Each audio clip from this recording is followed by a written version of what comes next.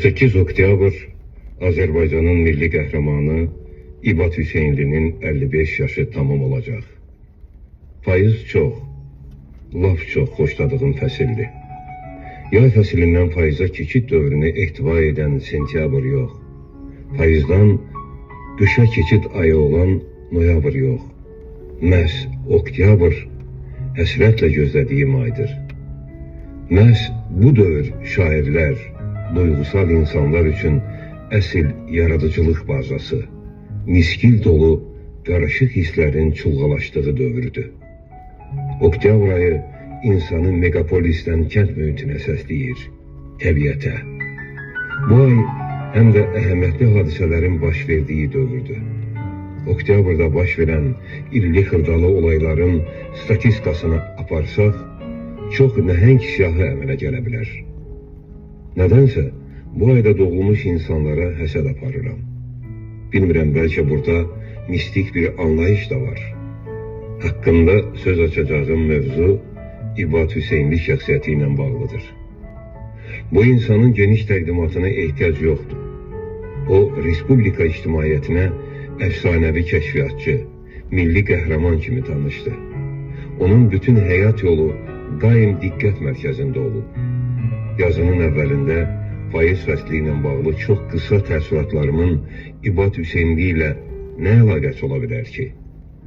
Şairlərin ən çox müraciət etdikləri xəzan yarpağı tək kövrək, miskilli, ilham aldıkları düşündürücü payız fəslinin döyüşçü məntiqi ilə yaşamış və yaşayan qəhrəmanla nə əlaqəsi ola bilər? Bu insanı dinlədikcə belə qənaətə gəlirsən ki, o hətta özü də bilmədən həmin dövrdə baş vermiş hadisələrin, keçirdiyi nostalji hisslərin xiffətini çəkir. Biraz da qəmli payız fəsilindən aldığı təəssüratların təsiri altındadır. Yetər ki, qəhrəmanlıq mövzusundan söz düşürsə, dərhal göz önünə müharibə, döyüş, hücum kimi səhnələr gəlir. Amma hər bir insanın bəzən heç kimlə bölüşmədiyi daxili hissləri də var.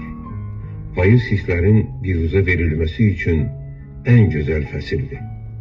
O məhz oktyabr ayında dünyaya göz açıb. Onun doğum günü çox əlamətdar bir günün qeyd olunduğu günə təsadüf eləyir. 18 oktyabr Azərbaycanın dövlət müstəqilliyinin bərpası günü. Həmin gün saysız hesabsız təbrik mesajları alan İbad Hüseynli iki qat məmnun olduğunu gizlətmək fikrindən də uzaqdır.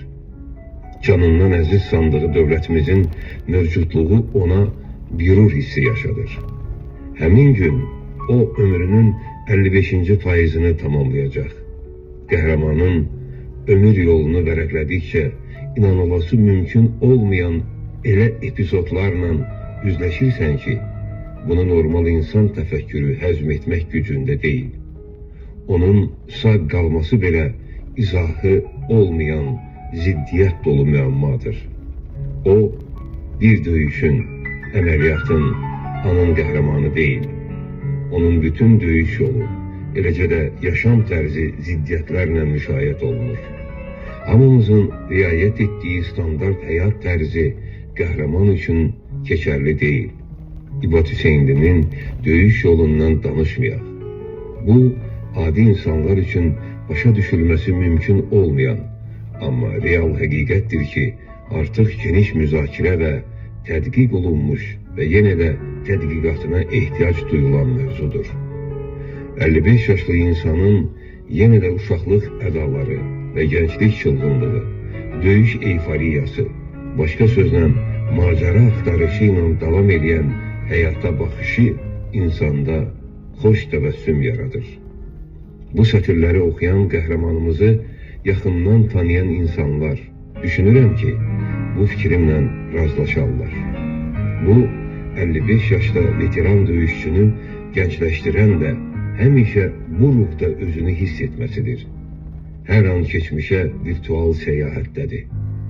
Qəhrəmanlıq bir anın içində spontan şəkildə baş verirsə, İbad Hüseynlinin həyatı tamamən ara vermədən davam edən həmin anlardan ibarətdir. O yalnız milli qəhrəman deyil, o artıq xalq qəhrəmanıdır ki, bu statusu ona yalnız xalq verə bilər. Müasir dünya gələcək şifahi xalq ədəbiyyatının şişirdilmiş xalq qəhrəmanı personajı yaradılmasına imkan vermir. Hər bir kəsin qəhrəmanlığı yerindəcə sübuta yetirilir. Gələcək üçün bizlərə mifik qəhrəman obrazı yaratmağa lüzum yoxdur. Yetər ki, hər şeyi zamanında qiymətləndirə bilək. Yenə də növbəti paradoks alınır. Sağ ikən, məhz sağ ikən İbad Hüseynli həm cəmiyyət, həm də dövlət tərəfindən layiqincə qiymətləndirilib. İbad Hüseynli dünənin və bugünün deyil, dünya durduqca daim tərənnüm ediləcək qəhrəmandır. Doğum günün mübarək olsun qəhrəman. Qəhrəmanın döyüş yoldaşı Qazi Sahib Şirinov.